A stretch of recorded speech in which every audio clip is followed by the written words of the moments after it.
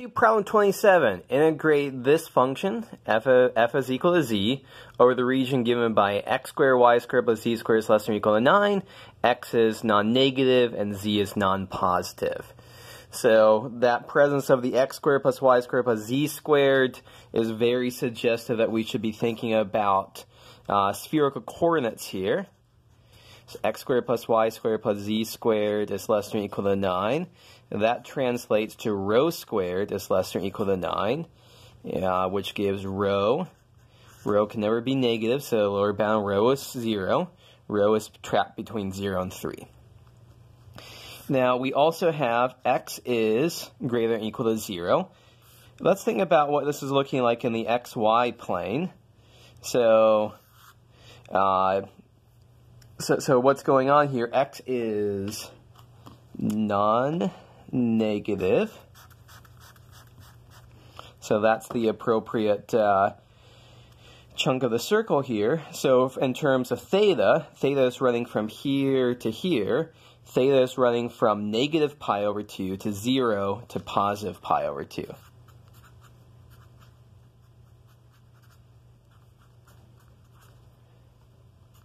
And then finally, z being negative here, this is going to correspond to phi running from pi over 2 to pi.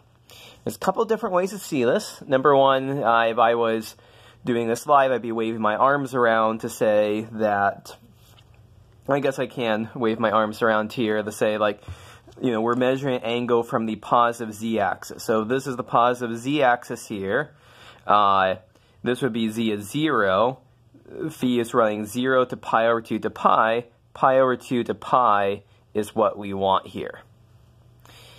Another way to think about this is z is equal to rho cosine phi, and we want that to be negative.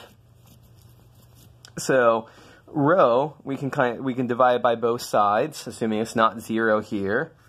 And that would, we know rho is never going to be negative. So this is basically asking us, when is cosine phi less than or equal to 0? Cosine phi is less than or equal to 0. Just a quick little graph here. There's pi over 2, there's pi. Remember, we can't go past pi, we're working on phi bounds. So pi over 2 to pi is what we've got. Okay, so that's all the setup work here. Let's write down our integral. So theta is running from minus pi over 2 to pi over 2. Phi is running from pi over 2 to pi. Rho is running from 0 to 3. D theta, d phi, d rho. Rho squared sine phi. And at this point, we should look, what is the function we're integrating? We're integrating z. Using our conversion, z is rho cosine phi. So this is the integral we need to evaluate. So let's rearrange things. There's no thetas going on anywhere in here, so we can just kind of separate out this theta. Theta is running from minus pi over 2 to pi over 2, d theta. Phi is running pi over 2 to pi, and we can separate out the phi's. We got a cosine phi and the sine phi, d phi. And then rho running from 0 to 3 of rho cubed d rho. So two of these are instant to do. That integral is pi. This integral is going to be 3 to the 4th over 4. And so that only leaves us with this middle integral to do. And the best way to do this is with a substitution. We can substitute in u is equal to sine phi, du is equal to cosine phi, d phi. And so this integral is now when phi is pi over 2, u is 1. When phi is pi, u is 0. It's the integral of u du from 1 to 0. and that integral is minus 1/2. So our final answer, let me squeeze this down here, is going to be pi times minus 1/2 times 3 to the 4th over 4. So that's problem 27. Problem 28, find the volume of the region, inside the sphere, x squared plus y squared plus z squared is equal to 25, and inside the cylinder, x squared plus y squared is equal to 16. So what is going on in this problem, number 28?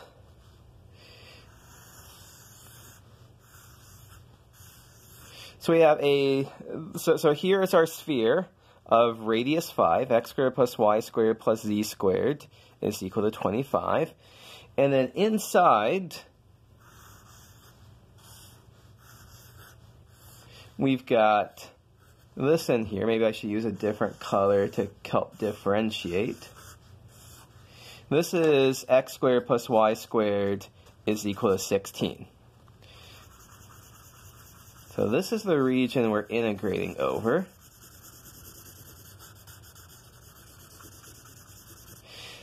So we see an x squared plus y squared plus z squared up here. We see an x squared plus y squared down here.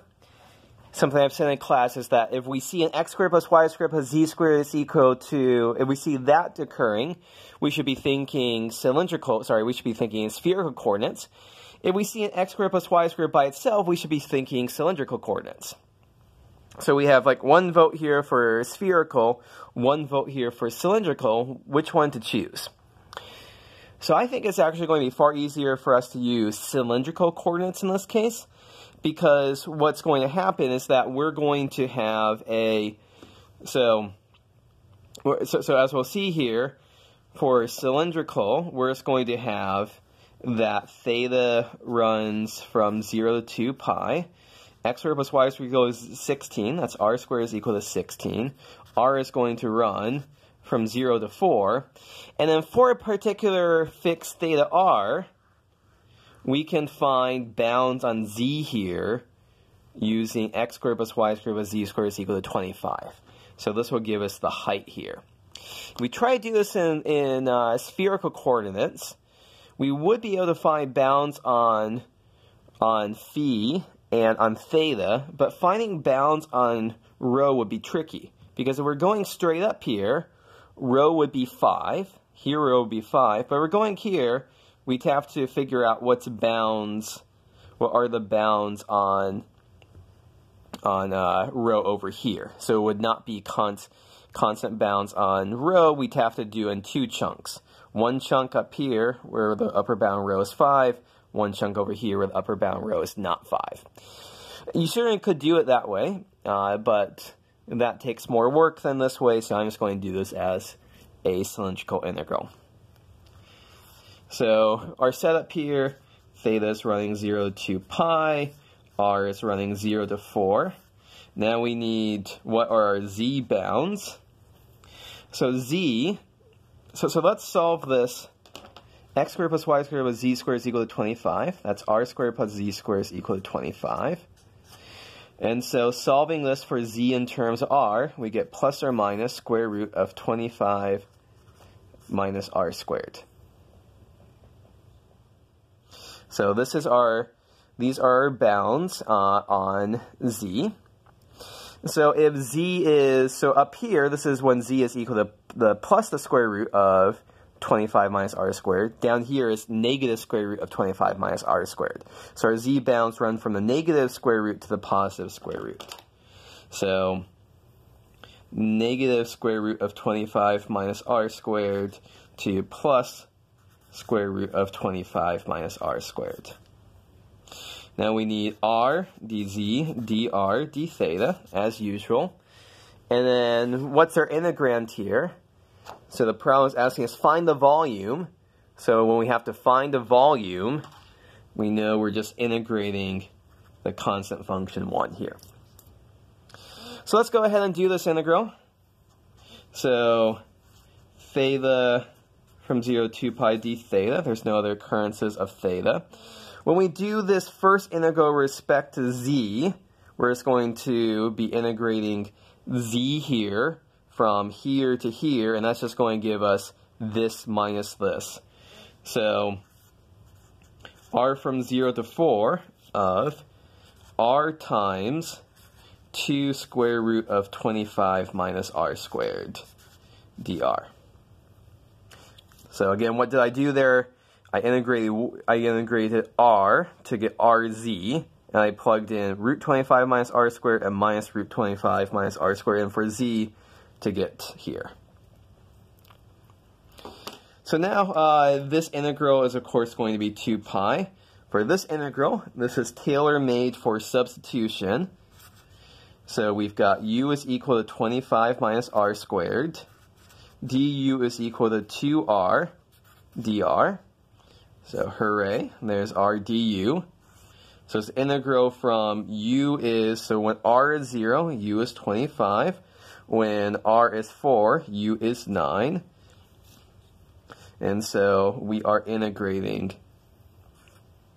So we are, oops, I'm making a mistake here. What mistake am I making? There's a minus sign here. So du is minus 2r dr. So minus sign needs to come outside. So this is the integral that we need to do. So minus 2 pi times, let's see, that's going to be, so u to the 1/2 gives us u to the 3/2. Divide by 3/2 there, and plug in 25 and 9. And if you crunch this out, you get 196 over 3.